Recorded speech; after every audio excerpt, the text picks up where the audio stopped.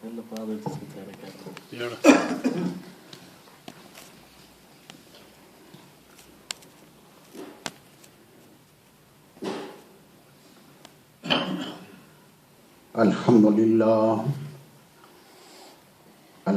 لله ذي المجد والعلا والهيبة والعظمة والقدرة والكبرياء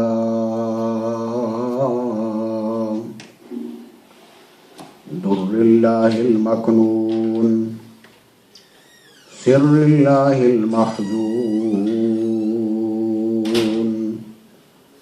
عالم ما كان وما يكون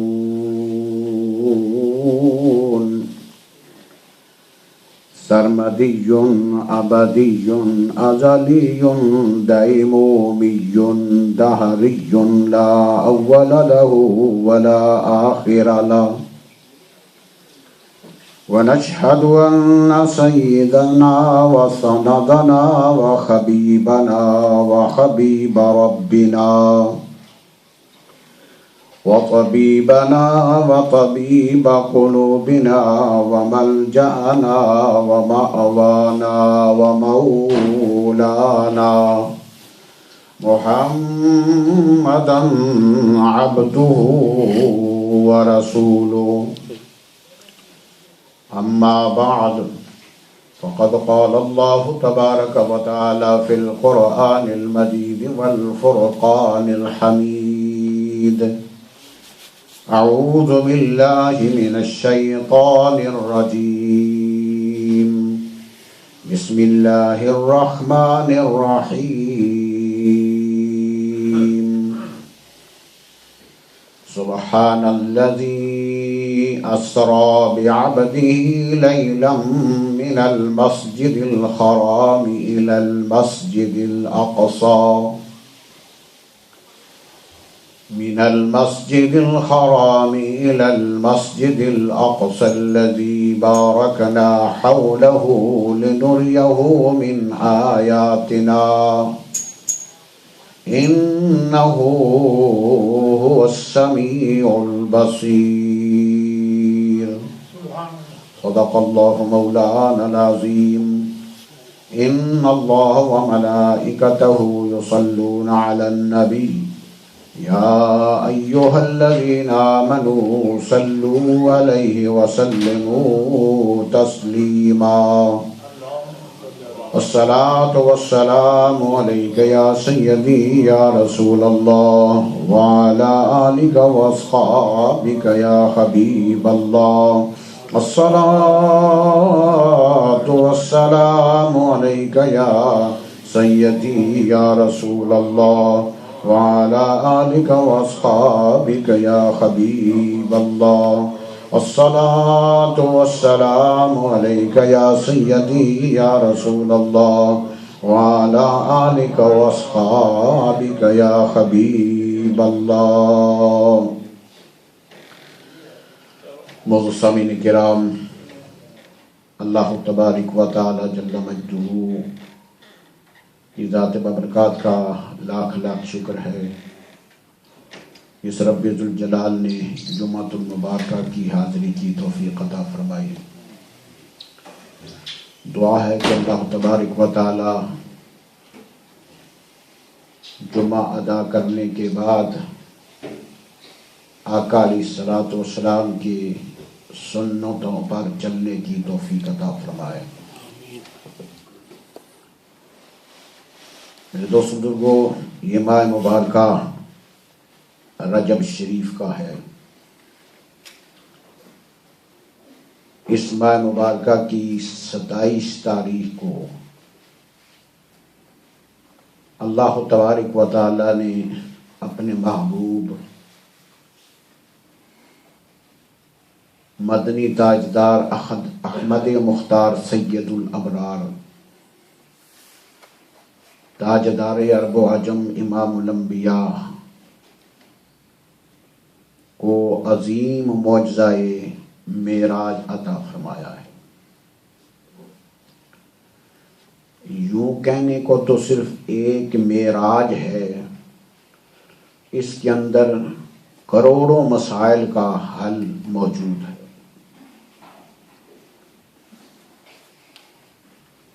معراج شریف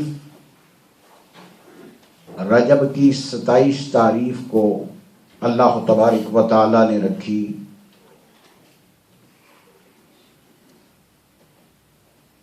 اور جو قرآن پاک کے اندر ذکر فرمایا ہے وہ ہے سیر۔ سبحان الذی اسری بعبدہ،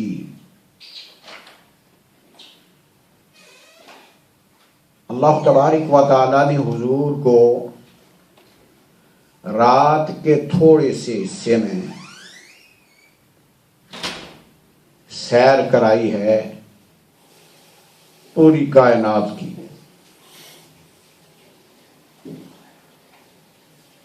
تو سرا سے لے کر لامکان تک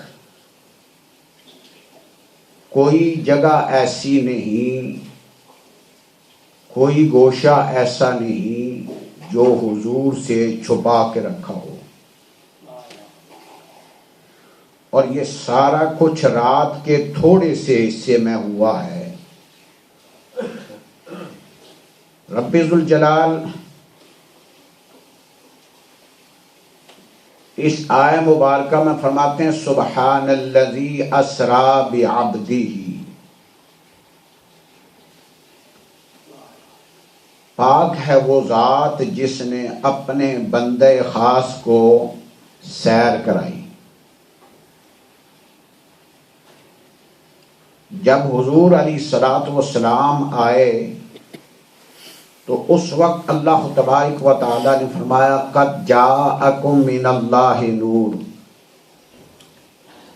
جب آقا علیہ الصلوۃ والسلام کی آمد کی باری ہوئی تو اللہ نے فرمایا تمہارے پاس میری طرف سے نور آیا ہے۔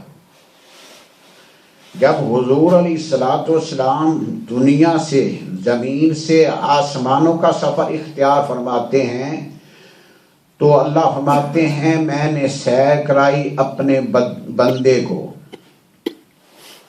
ذات باری کی طرف جاتے ہوئے حضور کی صفت بندہ کو ظاہر فرمایا، دنیا کی طرف آتے ہوئے حضور علیہ الصلوۃ والسلام کو اللہ نے فرمایا میری طرف سے تمہارے لیے نور آ گیا ہے،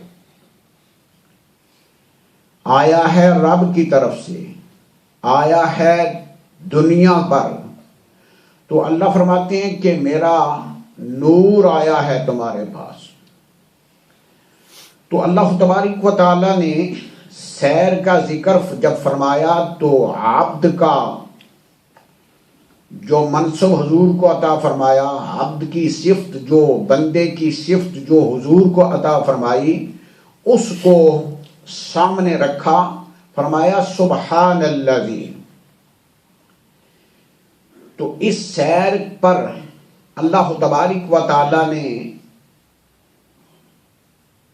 جبریل کا نام نہیں لیا، کسی اور فرشتے کا نام نہیں لیا، کسی تنظیم کا نام نہیں لیا، کسی اور طاقت کا نام نہیں لیا، اپنا ذاتی نام استعمال نہیں فرمایا۔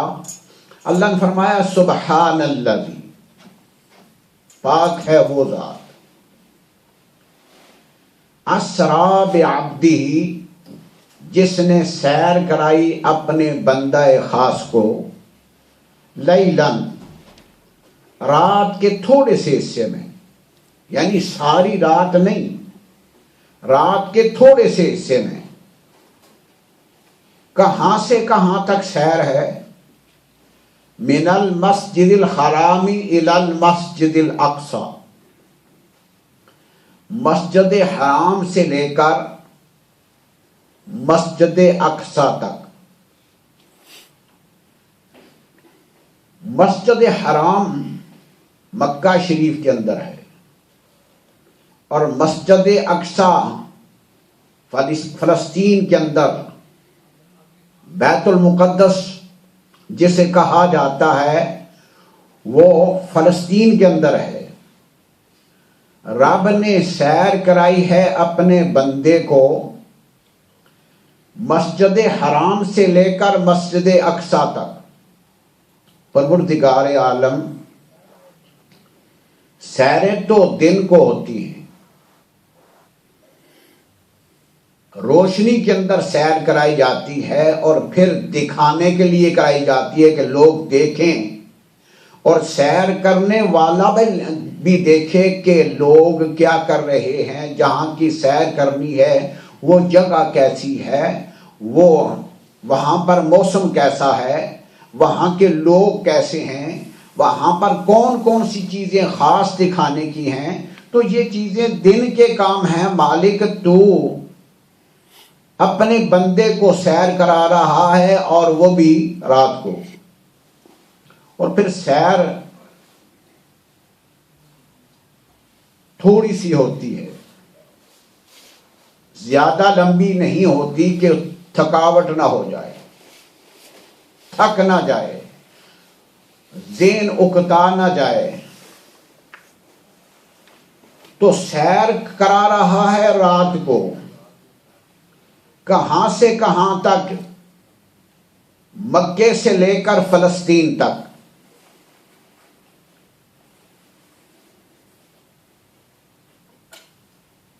پھر اللہ تبارک و تعالی نے اس ایریے کا یہ جو فرق ہے، اس فرق کو بیان فرمایا کہ مسجد حرام مکے کے اندر ہے اور مسجد اقصی فلسطین کے اندر ہے۔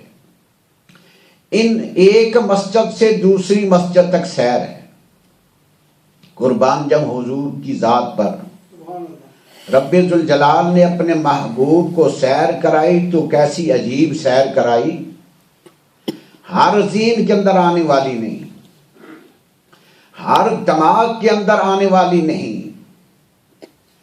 ایک مسجد سے دوسری مسجد تک سیر ہے رات کو۔ اور پھر اللہ تبارک و تعالی نے یہ رات وہ رکھی ہے کہ جس کے اندر چاند بھی نہیں۔ رات وہ ہے، چاند کی روشنی بھی نہیں ہے۔ جب چاند کی روشنی نہیں، دن کا اجالا نہیں، تو سیر تو تھوڑی سی جگہ پر کی جاتی ہے۔ تو اللہ تبارک و تعالی نے حضور کو سیر اتنی کرائی کہ جس کے اندر کئی مہینے لگ جاتے ہیں۔ جو سیر کرائی جس جگہ کی، وہاں پر آتے جاتے کئی مہینے لگ جاتے ہیں۔ تو اللہ فرماتے ہیں لیلاً، کہ رات کے تھوڑے سے حصے میں، پوری رات بھی نہیں۔ تو میرے دوستوں بزرگوں، اس وقت یہ بات سمجھنے سے قاصر تھے لوگ، دماغ اسے قبول نہیں کرتا تھا۔ آج پھر بہت تیز رفتار شٹل موجود ہیں، تیز رفتار سیارے اور طیارے موجود ہیں۔ اس وقت تو سوائے گھوڑے اور اونٹ کے کوئی سواری نہیں تھی، گدھے تھے، ان پر سواریاں کی جاتی تھی۔ تو اللہ تبارک و تعالیٰ نے اپنے محبوب کو رات کو سیر کرائی ہے مسجد حرام سے مسجد اقصی تک۔ الذی بارکنا حولہ، وہ مسجد اقصی جس کا گردا گرد برکت والا ہے۔ مسجد اقصی جو ہے، مسجد حرم سے چلے ہیں، مسجد اقصی تک گئے ہیں۔ اور قرآن پاک نے اس کا ذکر تو اس طرح کرایا ہے کہ حضور کو پوری کائنات کا سروے کرایا ہے۔ سبحان اللہ۔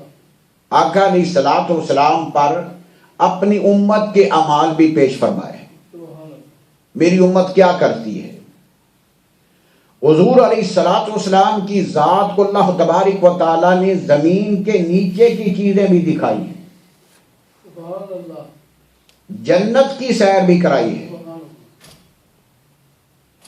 جہنم بھی دکھایا ہے۔ میرے محبوب دیکھ لو کہ جو تیرا انکار کرتے ہیں، جو نہیں مانتے، ان کے لیے میں نے سزا کیا مقرر کی ہے۔ یعنی جہنم کے سارے جتنے درجے ہیں وہ سارے کے سارے حضور کو دکھائے۔ تو مسجد اقصی کی تعریف اللہ نے فرمایا کہ وہ مسجد ہے جس کے چاروں طرف برکتیں ہیں. اور سیر کا مقصد کیا تھا؟ لِنُرِيَهُ مِنْ آیاتنا، تاکہ میں اپنے محبوب کو اپنی نشانیاں دکھاؤں. حضور کو سیر کرانے کا مقصد یہ تھا کہ میں اپنی نشانیاں حضور کو دکھاؤں. اِنَّهُ هُوَ السَّمِيعُ الْبَصِيرُ، بے شک اللہ سننے والا ہے اور دیکھنے والا ہے. اب سمیع بھی خدا کی ذات ہے، بصیر بھی خدا کی ذات ہے. مفسرین نے لکھا ہے کہ حضور بھی سمیع ہیں، حضور بھی بصیر ہیں. یہ صفت اللہ نے حضور کو بھی عطا فرمائی ہے. اور کیا میں اور آپ بھی سننے سے قاصر ہیں، دیکھنے سے قاصر ہیں؟ دیکھنے میں ہم بھی دیکھ سکتے ہیں، سننے میں ہم بھی سن سکتے ہیں. ہمیں بھی اللہ نے کان عطا فرمائے ہیں، ہمیں بھی اللہ نے آنکھیں عطا فرمائی ہے، لیکن خدا کا سمیع ہونا اور بات ہے، خدا کا بصیر ہونا اور بات ہے. شروع فرمایا الذی، سبحان الذی، اور ختم آیت ہوئی سمیع و بصیر پر. اب اس آیت کا جو جوڑ ہے، سیاق و سباق ہے، اس کا شروع اور آخر جو ہے، اگر اسی پر غور کریں تو بہت سا وقت درکار ہے. اللہ نے جو بات ذہنوں کے اندر نہیں آنے والی، عقل جن باتوں کو تسلیم نہیں کرتی، اس کا ذکر اللہ نے فرمایا سبحان الذی، پاک ہے وہ ذات. یعنی اللہ تبارک و تعالیٰ کی ذات کے لیے کوئی بات ایسی نہیں جو خدا نہیں کر سکتا. خدا کے لیے ہر پاکی ہے،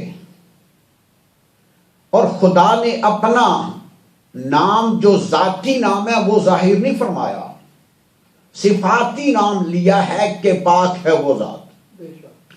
اب بہت سی ذاتیں پاک ہیں، انبیاء کی ذاتیں پاک ہیں، فرشتوں کی ذاتیں پاک ہیں، معصوم پاک ہیں، جگہیں پاک ہیں، بہت سی چیزیں ایسی ہیں جو پاک ہیں. لیکن اللہ تبارک و تعالیٰ کی ذات ایسی پاک ذات ہے کہ ایسا اور کوئی ہو نہیں سکتا. اس لیے فرمایا پاک ہے وہ ذات جس نے اپنے بندہ خاص کو راتوں رات سیر کرائی مسجد حرام سے مسجد اقصی تک. اب مفسرین کرام فرماتے ہیں کہ رب ذوالجلال نے حضور کو جو نبوت کا پریسکرائبڈ ایریا ہے وہ سارے کا سارا دکھایا ہے. میرے محبوب کی بادشاہی، میرے محبوب کی حکومت کہاں سے کہاں تک ہے وہ سب کچھ دکھا دیا. کوئی چیز ایسی نہیں بچی جو حضور نے نہ دیکھی ہو. اب یہ بات اہل علم کے لیے اور اہل نظر کے لیے کوئی نئی بات نہیں ہے. جب حضور نے سب کچھ بنایا، جب اللہ نے سب کچھ بنایا ہی حضور کے سامنے ہے. یعنی جب زمینیں بنی ہیں، آسمان بنے ہیں، کائنات کی ہر چیز جب پیدا ہوئی ہے تو حضور دیکھ رہے تھے. تو آقا کے سامنے ہر چیز بنی ہے تو پھر حضور کو دکھانے کی کیا ضرورت تھی؟